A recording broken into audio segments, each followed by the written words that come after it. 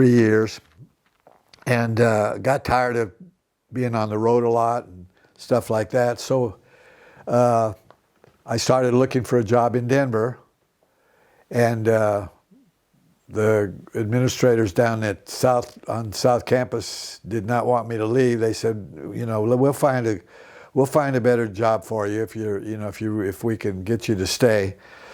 So I said, well, okay. And so they said they're looking for a director of continuing medical education at the Health Science Center.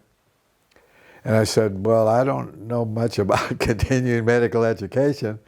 They said, well, but you've been involved in adult education, you've done all this stuff. We think we'd like to have you at least apply for it. And so I did and got that job. And it lasted 10 years.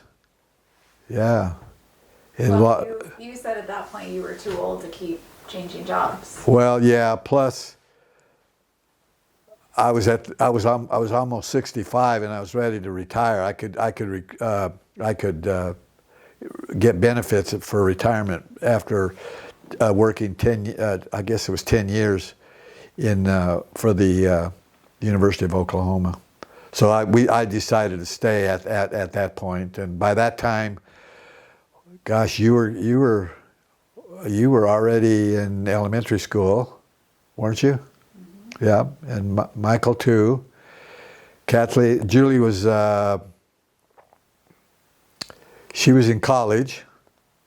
She was a sorority girl, wasn't she? She's still a sorority girl. Yeah, for sure. And Tim was at STNF Austin. And so that's when I retired.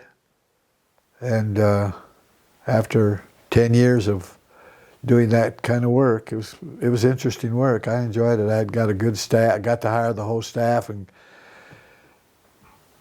it was a fun job. Good way to end up my career.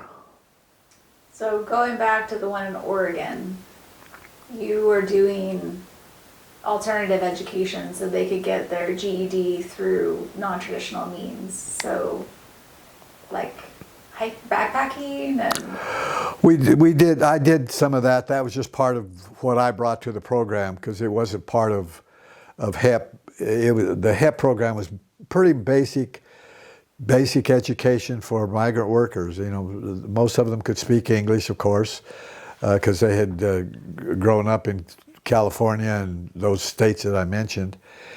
And so it was a situation where I brought in, we put them on an outward bound program 1 year, taking them up backpacking in the Three Sisters area, which is a real pretty area of Oregon, west of Eugene, east of Eugene. And then what else? And we did other kinds of things to get them interested in education and doing something beyond being a migrant worker. So I got to hire my own staff and got some really good teachers, and so really all I did was just kind of try to look busy all the time because they did all the work. I just kind of. Did you speak Spanish with these migrant workers? Not much. Your dialect would have been different. Yeah, no, I didn't. We did. They hardly anybody spoke Spanish. Most of them spoke.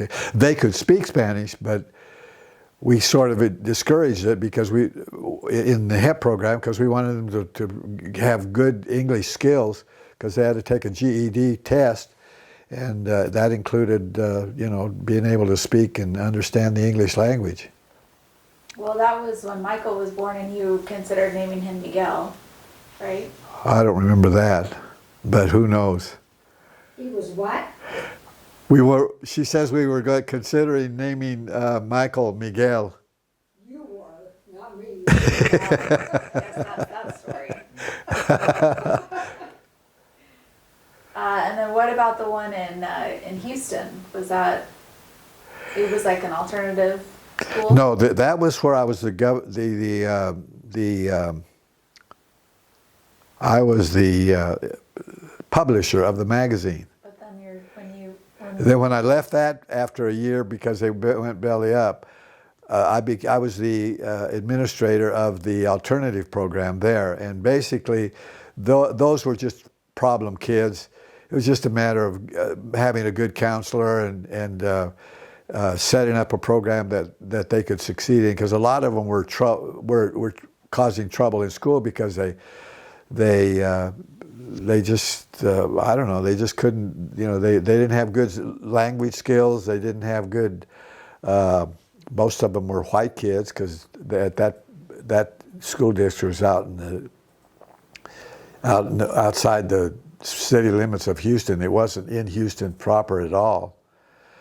So it was again a job that was pretty much easy because all I had to do was hire staff. Most of them were people that were really interested in working with troubled kids. And so it was just pretty much giving them the opportunity to do it. And that's what I did there for about, 3 years, maybe 2 years. 4 years. 4 years. I lived in Houston for 5 years. 5 years. Okay. And that was in Katy. Yeah, Katy, Texas. And you would drop me off at preschool on your way, and then you picked me up on your way back. Oh, you remember that? I think those are my first memories ever. Sometimes we would stop at a playground, and then I could play a little bit. That was always exciting. And it was before there were cup holders in cars. Yeah. So I was just thinking about this the other day. You had those mugs that were real wide, like a wide circle on the bottom, Yeah. and they had a rubberized bottom, and you had to just plop them on your dashboard. That could not have gone well. I don't remember that. It was just coffee spilled everywhere. At least once a week. I don't remember that. Huh. So you kind of skipped a decade. So you were an intern at West as a graduate student? Yeah. Okay. So you had already been teaching. You already had your master's. Yes. Because you got 2 masters. Yeah. I got a BA and 2 masters and a PhD. And what was the first master's? That was the one from Geology. Union. That was Earth Science, Geology, from Union College in Schenectady. And the second one was, what was the second one? Something with education? Yeah, I was in education. You'd already been to Wisconsin. Yeah. Oh, it was in Wisconsin. I got it. It was in educational administration. And I just got the master's degree because I didn't want to stay at Wisconsin any longer. So I went back to the DPS, and that's that area where I had some real problems with assignments they were giving me. And I said, to heck with you guys, I'm going back to Madison and get my doctorate. And that's when I got the 4th degree. And it was only like a year and a half, 2-year program to finish up, I guess. So you went to Madison in the summers for your master's?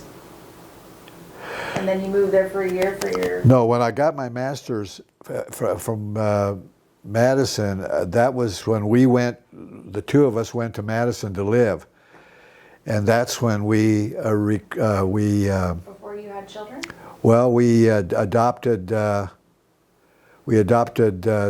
Tim and Julie at that time because we lived in family housing at Wisconsin for a year. Was it 2 years or 1 year? I don't remember. 2 years apart. So yeah, Okay.